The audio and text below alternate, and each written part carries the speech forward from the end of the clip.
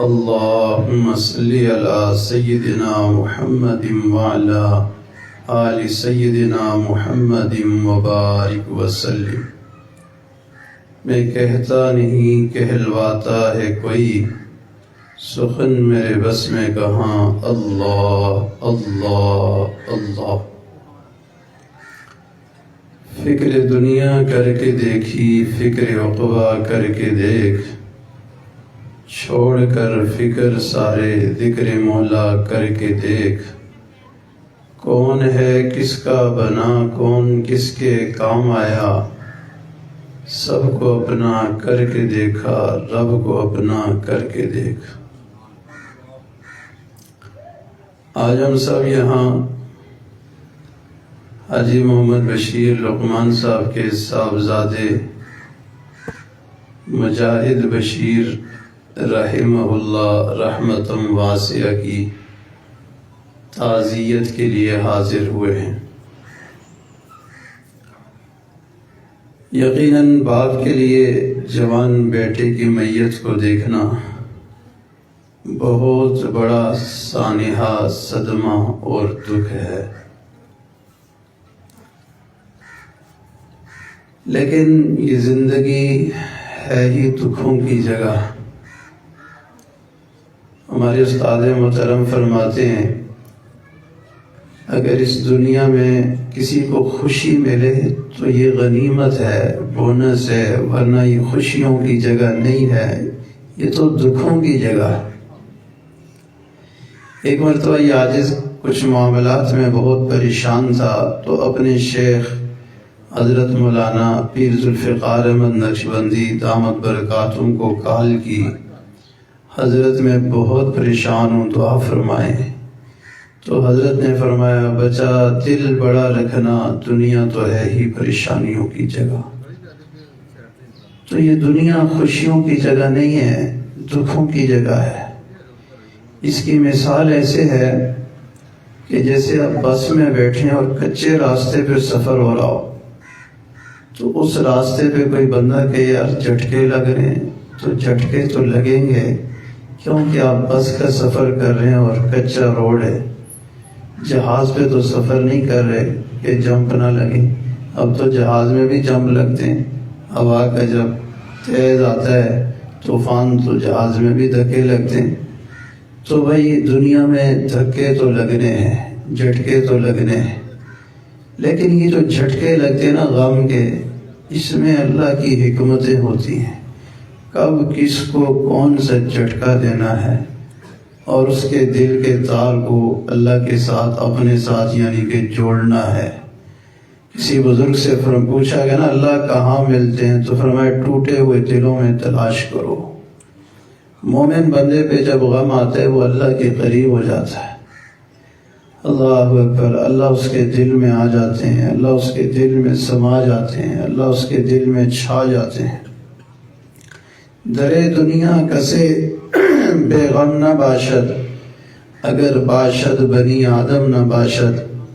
اس دنیا میں کوئی بھی بے غم نہیں ہے، اگر بے غم ہے تو وہ بنی آدم نہیں ہے۔ اس دنیا میں حالات عدلتے بدلتے رہتے ہیں۔ فرمایا تلک الایام نداولها بین الناس، ہم لوگوں کے درمیان دنوں کو عدلتے بدلتے رہتے ہیں۔ آج یہاں غم ہے تو کل وہاں غم ہے، آج وہاں خوشی ہے تو کل یہاں خوشی ہوگی۔ لیکن شریعت نے ہمیں یہ تعلیم دی کہ خوشی آئے تو اترانا نہیں، غم آئے تو گھبرانا نہیں۔ خوشی میں اللہ کا شکر ادا کرنا ہے اور غم میں صبر کرنا ہے، اللہ کی طرف رجوع کرنا ہے۔ انا للہ و انا الیہ راجعون کثرت کے ساتھ پڑھنا ہے۔ سچی بات تو یہ ہے کہ ہمارے اوپر چھوٹا سا غم آتا ہے، ہم اس کو ٹینشن پریشانی بنا لیتے ہیں۔ ہمارے اوپر تو غم آئے نہیں، اللہ نے ہمیں اتنی خوشیاں دی، اتنی نعمتیں دی، سب کچھ دیا۔ اب بچے کا ایکسیڈنٹ ہوتا ہے، خراشیں آتی ہیں تو ہم کالوں پہ کالیں کرتے ہیں، اسپتال پہنچ گئے، ڈاکٹر نے کیا کہا، کیا بنا، کیا صورتحال ہے، ہم اتنے پریشان ہو جاتے ہیں۔ بہادر شاہ ظفر، آپ نے نام سنا ہوگا، مغل بادشاہوں میں سے آخری بادشاہ تھا۔ فرنگیوں نے اس سے حکومت چھینی، اور حکومت چھیننے کے بعد بہادر شاہ ظفر کو بھی گرفتار کر لیا۔ گرفتاری کے بعد اس کو کسی محل میں لے کر آئے کہ آؤ آج آپ کی دعوت ہے۔ وہ بڑا خوش تھا کہ گرفتار کر کے میری دعوت کی جا رہی ہے۔ میرے بھائیوں، جب دسترخوان لگا ہوا تھا تو دسترخوان کے اوپر برتنوں کے نیچے کوئی چیز رکھی ہوئی تھی لائن پہ۔ اللہ اکبر کبیرہ۔ بہادر شاہ ظفر نے ایک برتن اٹھایا تو نیچے جوان بیٹے کا سر تھا، دوسرا برتن اٹھایا، دوسرے جوان بیٹے کا سر تھا، تیسرا برتن اٹھایا، تیسرے جوان بیٹے کا سر تھا، حتیٰ کہ 10 یا 11 جوان بیٹوں کے سر اس باپ نے ایسے دسترخوان پہ دیکھے اور پھر رو پڑا۔ رو کر اس نے یہ اشعار کہے، نہ میں نہ کسی کی آنکھ کا نور ہوں، نہ کسی کے دل کا قرار ہوں، نہ کسی کی آنکھ کا نور ہوں، نہ کسی کے دل کا قرار ہوں، جو کسی کے کام نہ آ سکے میں وہ ایک مشت غبار ہوں۔ کوئی مجھ پہ دیپ جلائے کیوں، کوئی مجھ پہ پھول چڑھائے کیوں، کوئی مجھ پہ آنسو بہائے کیوں، میں وہ بے کسی کا مزار ہوں۔ میرا رنگ روپ بدل گیا، میرا یار مجھ سے بچھڑ گیا، میرا رنگ روپ بدل گیا، میرا یار مجھ سے بچھڑ گیا، جو چمن خزاں سے اجڑ گیا، میں اسی کی فصل بہار ہوں۔ تو 11 بیٹوں کے سر دسترخوان پہ دیکھے، لیکن صبر کا دامن نہیں چھوڑا۔ ایک اور خاتون کا واقعہ بزرگ سناتے ہیں، لکھا ہوا ہے کہ خاتون بیت اللہ شریف کا طواف کر رہی تھی اور کہہ رہی تھی، یا اللہ میں تجھ سے ہر حال میں راضی، یا اللہ میں تجھ سے ہر حال میں راضی۔ کسی بزرگ نے سنا، پوچھا، بی بی یہ کلمہ بار بار کیوں کہہ رہی ہو؟ راضی تو ہم بھی اللہ سے ہیں، سب راضی ہیں، لیکن تم یہ بات کر رہی ہو تو کوئی خاص وجہ ہوگی۔ اس نے کہا، اصل مسئلہ یہ ہے، میرے 3 بیٹے تھے، آگے پیچھے تھوڑی تھوڑی ان کا عمر میں فرق تھا۔ ایک بالکل چھوٹا بچہ تھا گود والا، تو میں تندور پہ روٹی لگا رہی تھی، 2 بچے کھیل رہے تھے کہیں باہر، تو مجھے اچانک چیخ کی آواز آئی، تو میں گئی تو میں نے دیکھا کہ میرا ایک چھوٹا بچہ جو ہے وہ تڑپ رہا ہے اور اس کی گردن پر چھری پھری ہوئی ہے، تو وہ آخری سانسوں میں تھا، اور چھوٹے بچے کو میں نے تندور پہ بٹھا کے چلی گئی، تو اس کو میں نے اٹھا کے چارپائی پہ ڈالا، تو پتہ چلا بڑے بچے نے اس پہ ٹرائی کی ہے اور اس کو کہا کہ آؤ تو میں بتاؤں ابو نے گائے کو قربانی پہ کیسے ذبح کیا تھا، تو غلطی سے اس نے چھری پھیر دی، بچہ اللہ کو پیارا ہو گیا۔ میں بھاگ کر آئی کہ چھوٹے بچے کو تو اٹھاؤں، وہ تندور میں گر چکا تھا، وہ ادھر فوت ہو گیا۔ خیر اس کو بھی نکالا، تو میں نے کہا بڑا بچہ کہاں ہے؟ وہ چھپ گیا تھا کہ امی مارے گی، تم نے بھائی کے ساتھ کیا کیا؟ کہ لیے پھر میں اس کو تلاش کرنے لگی، پتہ چلا کہ لکڑیوں کے ڈھیر میں جا کے چھپا اور وہاں سانپ نے اس کو ڈس لیا۔ 3 کے 3 پھول ایک ہی دن میں میرے ہاتھ سے چھن گئے، چلے گئے۔ میں بڑی غم زدہ تھی، بڑی پریشان تھی، میرا دل ٹوٹا ہوا تھا۔ میں نے کہا چلو اب اللہ کے گھر چلتے ہیں۔ مومن پریشان ہوتا ہے تو کہاں جاتا ہے؟ اللہ کے گھر جاتا ہے، اللہ کے در پہ جاتا ہے، اور جو مومن نہیں ہوتا وہ پریشانی میں اللہ سے اور دور ہوتا ہے۔ آج کو نا میاں نماز پڑھا کرو، جی حالات اچھے نہیں ہیں، حالات اچھے ہو جائیں تو پھر نماز پڑھیں گے۔ میرے بھائی اللہ کا بھی ایک قانون ہے، اللہ کا دستور ہے۔ دیکھیں آم کی گٹھلی ہے، آپ چاہتے ہیں اس آم کی گٹھلی سے کئی گٹھلیاں حاصل کروں، تو اس کا طریقہ ہے اس کو زمین میں دبا دو۔ زمین میں دباؤ گے وہ فنا ہو جائے گی، کومپل نکلے گا، پودا بنے گا، درخت بنے گا، پھل آئے گا، سینکڑوں گٹھلیوں کی مشین لگ جائے گی۔ اگر آپ اس گٹھلی کو سنبھال کے شیشے کی بوتل میں رکھ لیتے ہیں کہ میں نے اس کو زمین میں نہیں ڈالنا، خراب ہو جائے گی، تو بتاؤ گٹھلیاں ملیں گی؟ نہیں ملیں گی۔ تو کچھ پانے کے لیے کچھ کھونا پڑتا ہے۔ اللہ فرماتے ہیں میرا ضابطہ ہے، جیسے اعمال ویسے احوال۔ اعمال درست کرنا تمہارا کام ہے، احوال درست کرنا اللہ کا کام ہے۔ جو کبھی پریشان ہو کے میں نے کہا یا اللہ میرا حال دیکھ، تو غیب سے صدا آئی بندے پہلے اپنا نامہ اعمال دیکھ۔ تو عملوں کو ٹھیک کریں، اللہ احوال کو ٹھیک کر لیں گے۔ اس کی مثال ہمارے حضرت ایسے دیتے ہیں کہ وہ چکے والی مشین بیلٹ والی چل رہی ہو، بجلی پر چل رہی ہو، اس کو روکنے کا طریقہ کیا ہے؟ ایک طریقہ تو یہ ہے کہ آپ ہاتھ سے پکڑ کے اس کو روکنے کی کوشش کریں، تو وہ آپ کے ہاتھ بازو توڑ دے گی لیکن مشین نہیں رکے گی۔ اور دوسرا طریقہ یہ کہ پیچھے سے پاور سوئچ بند کر دیں تو فوراً رک جائے گی۔ تو فرمایا انسان پر حالات کی چکی چل رہی ہوتی ہے، کبھی یہ پریشانی، کبھی وہ پریشانی، کبھی وہ پریشانی۔ اس پریشانی کی چکی کو روکنے کا ایک ہی حل ہے کہ پیچھے سے گناہوں کا سوئچ بند کر دو، اللہ حالات کی چکی کو روک دیں گے۔ اگر گناہوں کا سوئچ بند نہیں کرو گے، سچی توبہ نہیں کرو گے، نماز روزے کی پابندی نہیں کرو گے، تو یہ حالات کی چکی آپ کو پیس کے رکھ دے گی، تباہ و برباد کر دے گی، دنیا کی زندگی بھی خراب ہو جائے گی اور تمہاری آخرت کی زندگی بھی خراب ہو جائے گی۔ بہرحال میرے بھائیوں، سب نے مرنا ہے، بہرحال موت برحق ہے، لیکن کفن کے ملنے میں شک ہے۔ ایک بزرگ فرماتے ہیں انسان تجھے کیا پتا وہ کپڑا بازار میں آ چکا ہو جس کپڑے نے تیرا کفن بننا ہے۔ وہ کپڑا بازار میں آ چکا ہو، کسی کو پتا تھا مجاہد بشیر صاحب اچانک چلے جائیں گے؟ بہرحال ہم تو والدین کو، بھائیوں کو تسلی دیتے۔ مجھے پتا چلا کہ حاجی بشیر صاحب کے صاحبزادے شہید ہو گئے حادثے میں۔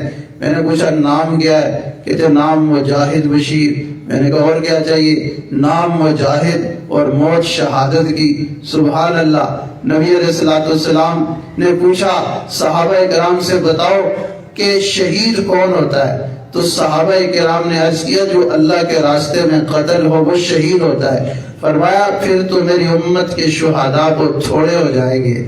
نبی اسلام نے ارشاد فرمایا جو اللہ کے راستے میں قتل ہو وہ بھی شہید ہوتا ہے، لیکن جو حادثے کی موت میں مر جائے وہ بھی شہید ہوتا ہے۔ عورت ولادت کے دوران مر جائے وہ بھی شہید ہوتی ہے۔ کسی کو ظلماً قتل کیا جائے وہ بھی شہید ہوتا ہے۔ پیٹ کے مرض میں جو مبتلا ہو جائے وہ بھی شہید ہوتا ہے۔ طاعون میں جو مبتلا ہو جائے وہ بھی شہید ہوتا ہے۔ حتیٰ کہ نبی علیہ السلام نے حدیث مبارکہ میں 35 سے 36 اقسام بتائی ہیں شہادت کی۔ ان میں سے ایک قسم یہ بھی ہے کہ جو حادثے کی موت مر جائے۔ حادثے کی موت خطرناک ہوتی ہے اور خوفناک ہوتی ہے، پچھلوں کے لیے برداشت کرنا بھی بڑا مشکل ہوتا ہے، لیکن اس پہ اللہ درجہ شہادت کا عطا فرماتے ہیں۔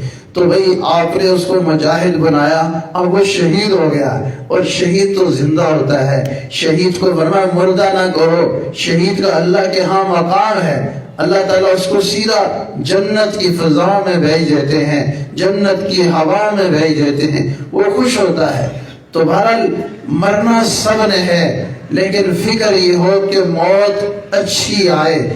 آج ہم اچھا جینے کے لیے سب کچھ کرتے ہیں، لیکن اچھا مرنے کے لیے کچھ نہیں کرتے۔ آج ہم فکر کرتے ہیں میرے مرنے کے بعد میرے بچوں کا کیا ہوگا۔ کاش ہم یہ بھی سوچتے کہ بچوں کے مرنے کے بعد بچوں کا کیا ہوگا۔ اس لیے عزیزو دوستو، یہ دنیا دار فانی ہے، جی اپنا مت لگاؤ، تم قبر میں جا بنانی ہے، تم آئے بندگی کرنے، پھنسے لذات دنیا میں، کوئی اندھی عقل تیری کیسی جوانی ہے۔ سیدنا سلیمان علیہ السلام کی مجلس لگی تھی اور اچانک ایک شخص آیا محفل میں اور دوسرے شخص کو غور غور سے گھور کے دیکھنے لگا، پھر غائب ہو گیا۔ سلیمان علیہ السلام بھی حیران، مجمع بھی حیران، کون تھا دیکھ کے غائب ہو گیا۔ تو سلیمان علیہ السلام نے پوچھا اس ساتھی سے، پتہ ہے کون تھا؟ اس نے کہا نہیں پتا۔ فرمایا یہ موت کا فرشتہ تھا، اسرائیل علیہ السلام تھے، تجھے دیکھنے آئے تھے، لگتا ہے تیرا وقت قریب ہے۔ اذا جاء اجلهم لا يستاخرون ساعة ولا يستقدمون، لگتا ہے تیرا وقت قریب ہے۔ بندہ ڈر گیا، گھبرا گیا کہ میری موت قریب ہے۔ کہنے لگا حضرت آپ کی بادشاہی ہواؤں پہ، آپ کی بادشاہی پانی پہ، آپ کی بادشاہی جنات پہ، انسانوں پہ، آپ ہوا کو حکم کرے مجھے جلدی یہاں سے غائب کر دے تاکہ موت کا فرشتہ دوبارہ آئے، مجھے یہاں نہ پائے، مجھے کچھ جینے کا موقع مل جائے۔ سلیمان علیہ السلام جانتے تو تھے کہ ایسا نہیں ہوتا، جب مقررہ وقت آتا ہے تو موت آ کر رہتی ہے۔ آج ہم کہتے حادثہ نہ ہوتا تو شاید مجاہد بشیر اور بھی زندہ رہتے۔ نہ میرے بھائی، جو مقدر میں ہوتا ہے وہ لکھا ہوتا ہے۔ اس کو وہاں موت آنی تھی، حتیٰ کہ کوئی کسی کو بھی قتل کرتا ہے نا، ہم کہتے ہیں نہ قتل کرتا تو وہ زندہ رہتا، تو یہ اس کی موت مقدر تھی۔ اس کو تو اللہ نے بہانہ اور ذریعہ بنا دیا کہ اس نے مار دیا۔ کسی نے کہا جی اگر قتل انسان اپنے وقت پہ ہوتا ہے، اس کی موت آئی ہوتی ہے، تو قاتل کو کیوں سزا دیتے ہیں؟ قاتل پھر کیوں ذریعہ بنتا ہے؟ تو علماء نے کہا کہ قتل تو انسان اپنے وقت پہ ہوتا ہے، لیکن وہ قاتل جو ہے اللہ نے اس کا منہ بھی تو کالا کرنا ہوتا ہے نا، کسی کو اس میں مبتلا بھی تو کرنا ہوتا ہے کہ اس نے یہ حرکت کی ہے، اس حرکت اور اس جرت کی اس کو سزا ملتی ہے، ورنہ اس بندے کا وقت مقرر تھا، یہ ایک منٹ بھی آگے پیچھے نہیں ہو سکتا تھا۔ تو حادثے کی وجہ سے جو موت آتی ہے اس سے کوئی یہ نہیں کہ زندگی تھوڑی ہوگی، اس کی زندگی تھی ہی اتنی۔ تو سلیمان علیہ السلام اس بات کو جانتے تھے کہ موت آگے پیچھے نہیں ہو سکتی، لیکن پھر بھی ہوا کو حکم دیا تجربے کے لیے، دیکھتے ہیں کیا ہوتا ہے۔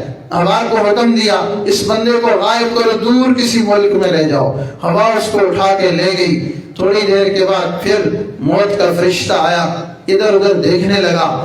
تو سلیمان علیہ السلام نے پوچھا بتاؤ کس کو دیکھ رہے ہو؟ تو موت کے فرشتے نے کہا یہاں ایک بندہ بیٹھا تھا، یہ نام تھا، اس کو دیکھ رہا ہوں۔ اللہ اکبر۔ سلیمان علیہ السلام نے فرمایا اس کو تو ہوا اٹھا کے غائب کر کے کسی اور ملک میں دور لے گئی ہے۔ موت کا فرشتہ مسکرایا، کہنے لگا میں بھی حیران پریشان تھا کہ مجھے حکم تھا اتنے بج کر اتنے منٹ اتنے لمحے پر اس ملک میں اس بندے کی روح قبض کرنی ہے۔ میں پریشان تھا، بندہ یہاں بیٹھا ہے، روح وہاں قبض کرنی ہے، کیسے اس کو وہاں پہنچایا جائے گا؟ اللہ نے آپ کو ہوا کو ذریعہ بنا دیا، میرا کام آسان ہو گیا۔ کسی پیغمبر علیہ السلام نے اسرائیل علیہ السلام سے پوچھا کہ آپ اتنے لوگوں کی روح قبض کرتے ہیں روزانہ، کوئی ماموں کا انجن، کوئی فیصلہ آباد، کوئی لاہور، کوئی کراچی، کوئی پشاور، کوئی اسلام آباد، کوئی دوسرے ملک میں، کوئی تیسرے ملک میں، یہ کیسے ہو جاتا ہے؟ تو اسرائیل علیہ السلام نے فرمایا کہ اللہ نے ساری مخلوق کو میرے لیے ایسے مسخر کر دیا جیسے پلیٹ میں دانے پڑے ہوتے ہیں، جو مرضی دانہ اٹھا کے کھا لو، اتنا آسان کر دیا ہے موت کے فرشتے کے لیے اللہ تعالیٰ نے یہ کام۔ تو بہرحال اذا جاء اجلهم لا يستاخرون ساعة ولا يستقدمون، جب مقررہ وقت آ جاتا ہے تو وہ وقت بڑھاپے کو بھی نہیں دیکھتا، جوانی کو بھی نہیں دیکھتا، بچپنے کو بھی نہیں دیکھتا، بچپنے کو بھی نہیں دیکھتا، اور وہ یہ بھی نہیں دیکھتا کہ پیچھے کتنے رہ گئے ہیں اور آگے کتنے چلے گئے ہیں، چھوٹے چھوٹے بچے اکیلے رہ گئے ہیں۔ ہاں، وہ کسی چیز کو نہیں دیکھتا۔ وقت آتا ہے تو انسان کی روح قبض ہو جاتی ہے۔ یہ موت کے فرشتے جب روح قبض کرتے ہیں نا تو مومنین کی روح کو آسمانوں کی طرف لے کے جاتے ہیں، اور آگے بھی فرشتے دروازے کھڑے ہوتے ہیں، وہ چیک کرتے ہیں، انکوائری کرتے ہیں کس کی روح آ رہی ہے۔ تو ایک مرتبہ موت کا فرشتہ روح قبض کر کے آسمانوں کی طرف لے کے جا رہا تھا۔ ان فرشتوں نے پوچھا یار اتنے لوگوں کی روح تو نے قبض کر لی ہے، کبھی کسی پر ترس نہیں آیا؟ کبھی کسی پر جو ہے تمہیں رحم نہیں آیا؟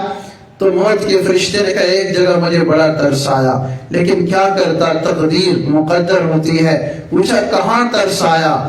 تو اللہ اکبر، وہ ایک بادشاہ کی روح کو لے کے جا رہا تھا اس وقت۔ تو اس نے کہا طرز وہاں آیا کہ ایک جنگل میں ایک عورت تھی، اس کے ہاں معصوم بچہ پیدا ہوا، اسی وقت مجھے حکم ہوا کہ عورت کی روح کو قبض کر لو۔ پیچھے جنگل میں اس کا کوئی نہیں تھا، وہ معصوم بچہ جو ابھی پیدا ہوا وہ اکیلا زندہ رہ گیا اور اس کی ماں کی روح قبض کر کے میں لے آیا۔ مجھے اس بچے پہ بڑا ترس آیا، بڑا ترس آیا۔ آسمان کے فرشتوں نے بتایا کہ جس بادشاہ کی روح آج تو قبض کر کے لا رہا ہے، یہ وہی بچہ ہے جس پر تجھے ترس آیا تھا۔ اللہ اکبر کبیرہ۔ ہے لگا دنیا کا میلہ 4 دن، دیکھ لو اس کا تماشا 4 دن، کیا کرو گے قصر عالی شان کو، جب کہ ہے اس میں ٹھکانہ 4 دن، ہے لگا دنیا کا میلہ 4 دن۔ اللہ اکبر کبیرہ۔ تو زندگی میں یہ جھٹکے انسان کو لگتے رہتے ہیں، یہ اس لیے لگتے ہیں کہ تم بھی مرنے کی تیاری کر لو، تم بھی مرنے کی تیاری کر لو۔ ایک پیغمبر علیہ السلام نے موت کے فرشتے سے کہا، یار تم روح قبض کر کے لے جاتے ہو، آنے سے پہلے کوئی پیغام تو بھیج دیا کرو کہ میں آنے والا ہوں، تمہارا وقت چھوڑا رہ گیا ہے، بندہ تیاری کر لے۔ تو موت کے فرشتے نے کہا میں تو پیغام پہ پیغام بھیجتا ہوں، مگر یہ مخلوق اتنی غافل ہے، سمجھتی نہیں ہے۔ ان پیغمبر علیہ السلام نے پوچھا کون سا پیغام، کیسے آپ پیغام بھیجتے ہیں؟ موت کے فرشتے نے کہا یہ داڑھی میں سفید بال آ جانا یہ میرا پیغام ہے، دانت گر جانا یہ موت کا پیغام ہے، بینائی کم ہو جانا یہ موت کا پیغام ہے، اور اچانک اموات کا ہو جانا، کسی کو ہارٹ اٹیک ہو گیا، کسی کو حادثے میں شہادت کی موت آ گئی، اچانک کسی کا والد فوت ہو گیا، بیٹا فوت ہو گیا، جوان بیٹی فوت ہو گئی، بچہ فوت ہو گیا، بیوی فوت ہو گئی، یہ سب میرے پیغامات ہیں، سمجھنے والوں کے لیے کافی ہیں۔ تو یہ جھٹکے زندگی کے، یہ غم کے جھٹکے صرف اور صرف اس لیے ہیں کہ ہم آخرت کی تیاری کر لیں۔ اس لیے میرے بھائیوں، ٹھیک ہے صدمہ ہے، غم ہے، لیکن یہ صدمہ کرامت ہونا چاہیے، پورا خاندان غم زدہ ہوگا، لیکن اگر ہم غم زدہ ہو کے بھی آخرت کی تیاری نہ کریں تو پھر اس غم کا کوئی فائدہ نہیں ہے، وہ غم اللہ کے قریب نہیں کرے گا، اللہ سے دور کر دے گا۔ ہم اللہ کے قریب ہونا چاہتے ہیں تو اس غم میں اللہ کو پکاریں، اللہ کی رحمت آپ کے بوسے لے گی، اللہ کی رحمت اپنے دامن میں آپ کو ایسے لے لے گی جیسے ماں اپنے دامن میں بچے کو لٹا لیتی ہے، اپنی گود میں بچے کو لٹا لیتی ہے۔ تو اس غم میں جب رونا آئے تو اللہ کے سامنے روئیں۔ نبی علیہ السلام کی ایک نواسا چھوٹا بچہ تھا، فوت ہونے کے قریب تھا، تو ان کی نبی اسلام کی صاحبزادی نے پیغام بھیجوایا کہ نبی اسلام کو بلاؤ، میرا بیٹا آخری مراحل میں، ابراہیم ان کا نام تھا۔ تو نبی اسلام نے فرمایا ان سے کوئی صبر کرو، صبر کرو، موت زندگی تو اللہ کی طرف سے ہے، اس پر انسان کو راضی رہنا چاہیے، رضا بالقدر، رضا بالقضاء، اللہ کے فیصلے پہ راضی رہنا۔ تو ان نے صاحبزادی صاحبہ نے اصرار کیا کہ یا رسول اللہ صلی اللہ علیہ وسلم پلیز آپ تشریف لائیں، آپ لازمی آئیں۔ نبی اسلام جب چلے گئے، ابراہیم چھوٹے تھے اور نزع کا عالم تھا، آخری سانس تھے، نبی علیہ السلام نے ان کو اٹھایا، اور اٹھانے کے بعد گود میں جب لیا تو آقا علیہ السلام کی آنکھوں میں سے آنسو نکل پڑے۔ آنسو جب نکلے تو عبد الرحمن بن عوف رضی اللہ عنہ دیکھ رہے تھے اور کہنے لگے یا رسول اللہ صلی اللہ علیہ وسلم آپ تو سب کو صبر کی تلقین کرتے ہیں، آپ بھی رو رہے ہیں، یہ کیا ماجرا ہے، آپ بھی رو رہے ہیں؟ نبی اسلام نے ارشاد فرمایا یہ تو رحمت ہے جو اللہ کی طرف سے مومن کے دل میں ڈالی جاتی ہے، اس کو رحم آتا ہے، ترس آتا ہے، وہ کسی کا دکھ دیکھ نہیں سکتا، کسی کی تکلیف دیکھ نہیں سکتا، کسی کا غم دیکھ نہیں سکتا، رو پڑتا ہے۔ یہ آنسو بہنا یہ صبر کے خلاف نہیں ہے۔ فرمایا ان العین تدمع، آنکھیں بہتی ہیں، والقلب یحزن، دل غم زدہ ہے، ولا نقول الا ما یرضی ربنا، لیکن زبان سے ہم وہی کچھ کہتے ہیں جو ہمارے رب کی رضا ہو. زبان سے ہم کوئی ایسا جملہ اور کلمہ نہیں کہتے جو صبر کے خلاف ہو. ہائے اس پہ ہی موت آنی تھی، ہائے اس نے ہی مرنا تھا، ہائے کوئی اور مر جاتا. نہ نہ نہ، یہ بے صبری کے کلمات ہیں. صبر کرنے والوں کے ساتھ اللہ ہوتا ہے، صبر کرنے والوں کو اللہ بے حساب اجر دیتا ہے. صبر کرنے والوں کے لیے بشارت ہے. وَبَشِّرِ الصَّابِرِينَ الَّذِينَ إِذَا أَصَابَتْهُمْ مُصِيبَةٌ قَالُوا إِنَّا لِلَّهِ وَإِنَّا إِلَيْهِ رَاجِعُونَ، کہ ان صبر کرنے والوں کو بشارت دے دیجئے کہ جب ان پر بڑی مصیبت آتی ہے تو کیا کہتے ہیں؟ اِنَّا لِلَّهِ وَإِنَّا إِلَيْهِ رَاجِعُونَ. یہ اِنَّا لِلَّهِ کا کلمہ ایسا کلمہ ہے کہ اس کو پڑھنے سے انسان کو صبر آتا ہے. بغیر سمجھے پڑھے پھر بھی صبر آتا ہے، اور اگر سمجھ کے پڑھے تو کیا ہی بات ہے. اس لیے اس کا معنی بھی سمجھ لیجئے. اِنَّا لِلَّهِ، ہم سب اللہ کے ہیں. ہم سب کس کے ہیں؟ اللہ کے ہیں. اللہ مالک ہے، ہم اللہ کی ملک ہیں. اللہ اکبر. آپ نے گھر بنایا، بڑی کوٹھی بنائی، فرنیچر لایا، ایک کمرے میں رکھا، اگلے دن سوچا نہیں یہاں اچھا نہیں لگتا، اگلے کمرے میں رکھا، پھر تیسرے کمرے میں رکھا.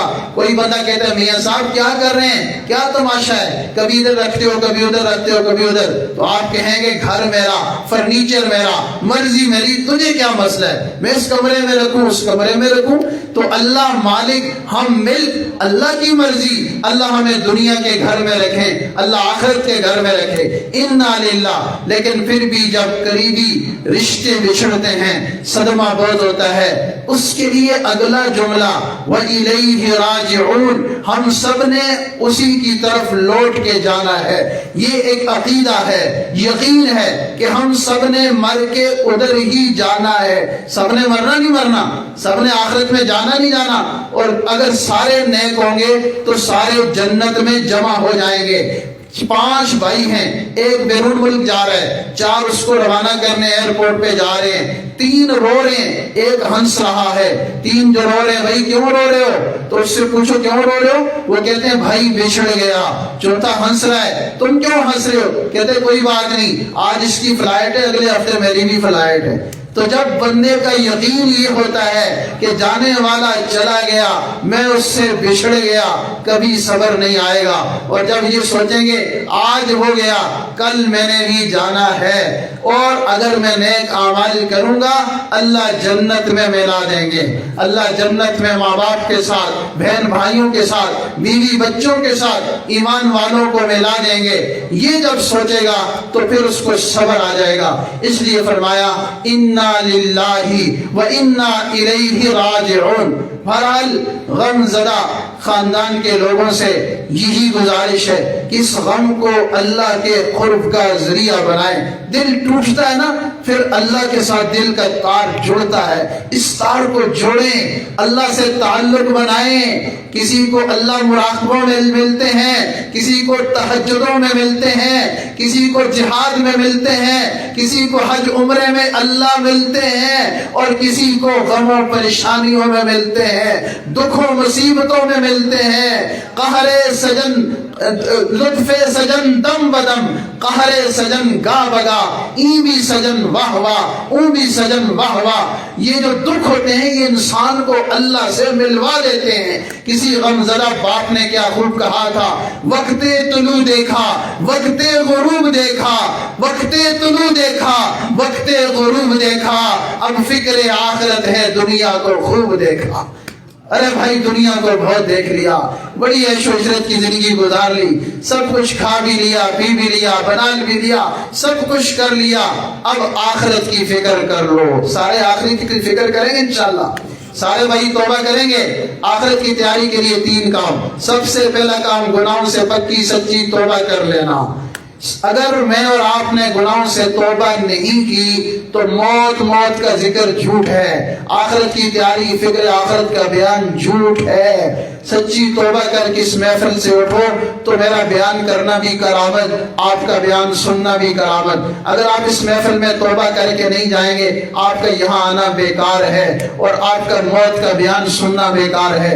گناہوں سے پکی اور سچی توبہ، یا اللہ زندگی جیسی بھی گزر گئی، اب میں تمام گناہوں سے پکی سچی توبہ کرتا ہوں، آئندہ نیکوکاری پرہیزگاری کی زندگی گزارنے کا دل میں عہد و ارادہ کرتا ہوں۔ سارے بھائی توبہ کریں گے انشاءاللہ۔ دوسری چیز وصیت کرنا، کہ اپنے معاملات کی وصیت کر دو کہ میرے مرنے کے بعد یہ معاملات ایسے ایسے کرنے ہیں، کیونکہ کئی دفعہ اچانک موت آتی ہے، بہت سارے لوگوں کے لین دین کے معاملات ہوتے ہیں، پچھلوں کو پتہ ہی نہیں ہوتا کیا اس نے لینا تھا، کمیٹیاں ڈالی ہوتی ہیں، قرضے لیے ہوتے ہیں، پتہ نہیں کیا کچھ کاروبار کیے ہوتے ہیں، انویسٹمنٹ کی ہوتی ہے، پچھلوں کے لیے ایک مصیبت بن جاتی ہے۔ اس لیے وصیت لکھ کے رکھنا اور اس کے بعد اپنے معاملات کو سمیٹنا، کسی کا حق دینا ہے تو ادا کرو یا اس سے معاف کرواؤ اور اپنے معاملات کو سمیٹو تاکہ کل قیامت کے دن کوئی گریبان پکڑنے والا نہ ہو۔ جس نے یہ 3 کام کر لیے اس نے آخرت کی تیاری کر لی، جس نے یہ 3 کام نہیں کیے اس کی کوئی آخرت کی تیاری نہیں ہے، وہ اپنی زندگی کو بھی برباد کر رہا ہے اور مرنے کے بعد اگلی زندگی کو بھی برباد کر رہے ہیں۔ میری دعا ہے اللہ تعالیٰ مجاہد بشیر صاحب کی کامل مغفرت فرمائے، ان کے درجے بلند فرمائے، پسماندگان کو صبر جمیل اجر عظیم عطا فرمائے، اور جو ان کی جانے کی وجہ سے خلا پیدا ہوا اللہ اپنی رحمت سے اس کو پر فرما دیں، اور جو اہل خانہ کو صدمہ ہوا اس کے بدلے اللہ اپنی محبت معرفت عطا فرما دیں، اور اللہ تعالیٰ ہم سب کی حاضری کو قبول فرمائے۔ وآخر